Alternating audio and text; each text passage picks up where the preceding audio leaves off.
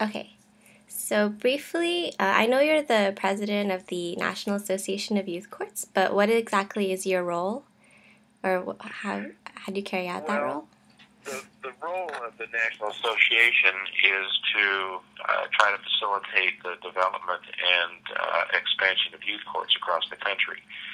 We do this by offering technical services such as materials to create youth courts.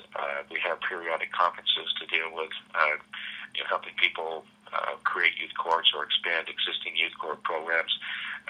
We're basically in existence to facilitate either state associations around the country or individual youth courts around the country who want to come to a central place to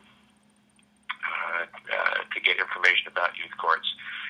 We also want to become sort of a centralized source of advocacy for youth courts too, with lawmakers and policymakers where appropriate, where we can try to influence them in a way that would point them toward using youth courts as an important and legitimate tool for intervening with youthful offenders. Okay. And how else outside your position in the National Association of Youth Courts, how else have you contributed to the overall system of youth courts, like prior to becoming a part of that association? I'm sorry, I don't quite understand your question. How did I personally facilitate the development of youth courts? Yeah, basically, how did you end up where you are now, and how did your interests guide you to this position? Well, let's see how I got there. I guess first of all, I've been involved in the youth court movement since, for over 20 years. Oh, wow. And so I helped develop a youth court program in my own county here in Placer County in the Auburn area. And we operated a very successful program for many years. And then about 5 years ago or so, there was an interest in developing a national association to kind of bring everybody together and to do the things I mentioned earlier. So I became a member of the board of directors and then ultimately was elected president. Wow, so it's only 5 years old. Okay. Yes, a fairly new organization. It's about 5 years old. Okay. Have you ever been a part of the juvenile justice system, or did you just? Yes. I am a Superior Court judge, and I've been on the bench now for about 36 years. 10 of those years was in juvenile court. I was a juvenile court judge dealing with both dependency and delinquency issues. Okay, so you're a great person to ask about comparing the juvenile justice system and the. So my next question is, in what ways do you believe the youth court system is stronger than the juvenile justice system, and in what ways is it weaker? Well, the strength of youth courts come from the fact that we can use kids to positively influence other kids. Often kids who find themselves in a difficult legal situation listen to their classmates and their peers rather than adults. And adults tend to be preachy and that sort of thing. So the strength of the youth court movement is that kids talk to kids. They listen to what the problems are, and they help craft a disposition in the case that would be very supportive, hold the person accountable for the mistake, but also try to give the child or the family additional resources so the problem doesn't happen again. So that's the real strength of it. It's not meant to deal with the higher end offenders that need a lot more structure and supervision and intensive counseling services and things of that nature. That's more appropriately handled by the juvenile court, which has broader resources, and where there are real attorneys representing the divergent viewpoints. Those kinds of cases just call for greater services.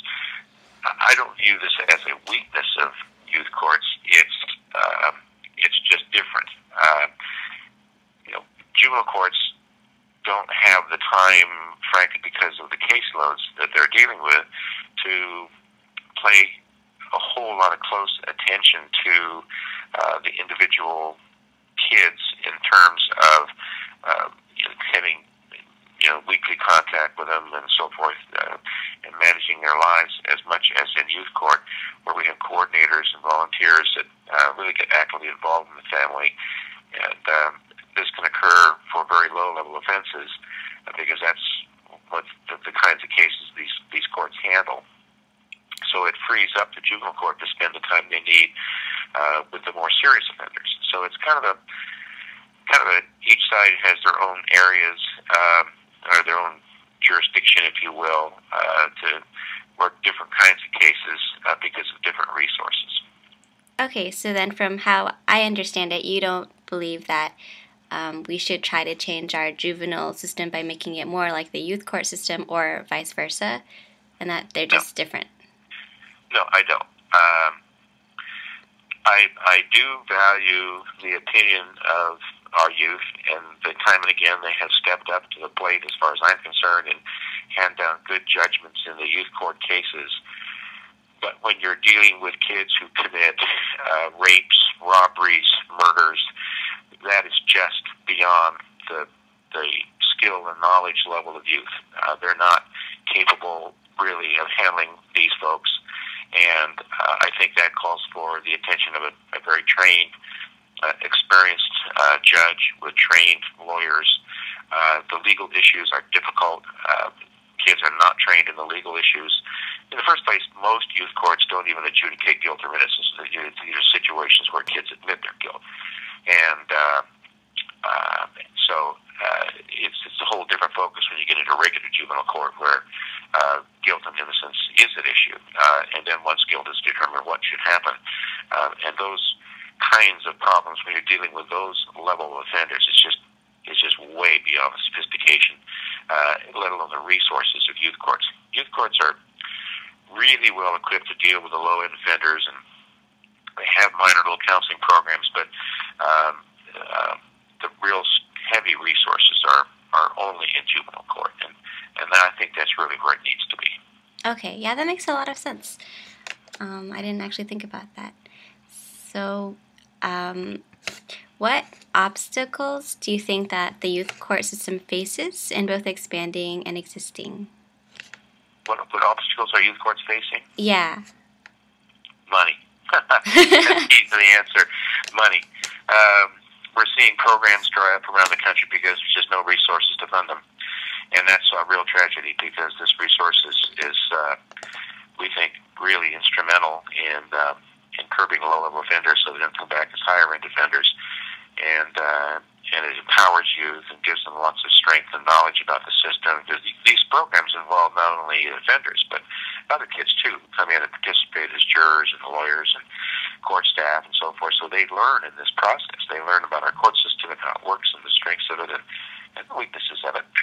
And that's all going to be lost if these courts go away. And so, just like everybody else, these are charitable organizations that aren't there to make a profit, but the money out there to support them is becoming very limited, and so it's a challenge to find the money to run them.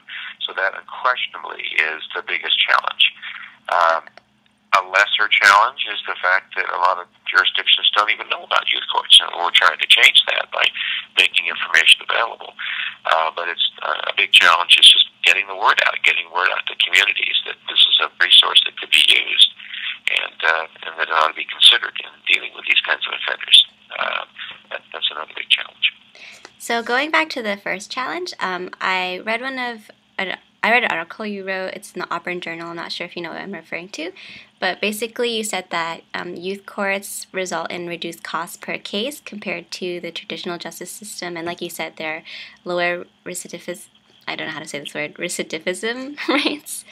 And that you say it's a cost-effective strategy for reducing juvenile delinquency. But so because youth courts rely on taxes and agencies for funding, how can we consolidate those two things?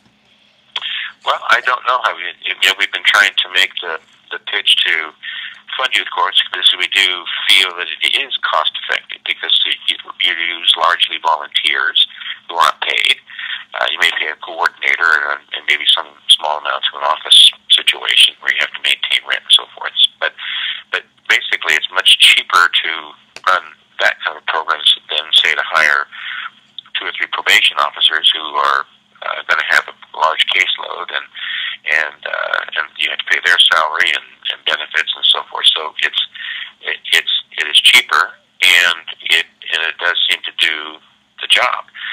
The problem is that the people who make funding decisions are faced with all sorts of competing things. They're faced with the prospect of cutting probation officers, cutting programs for adults and juveniles, because there's no money to do any of that. And so it's, I know in Placer County the decision was made by the variety of agencies that funded our youth court that the priorities had to go elsewhere. For example, our Superior Court was contributing substantially to our youth court program, but the money dried up, and they had to choose: do they fire essentially 5 employees, or do they keep pure court? Oh, wow. They made the decision to keep the 5 employees, and while I regret the decision, I don't regret the honesty of the people involved and the difficult decision they made. And frankly, in that position, I probably would have made the same decision, even though I'm involved in youth courts. And those are the kind of decisions that courts and counties are making across the country. They're having to choose between letting people off who have families and who provide a valuable service to the public, who, in exchange for funding these programs.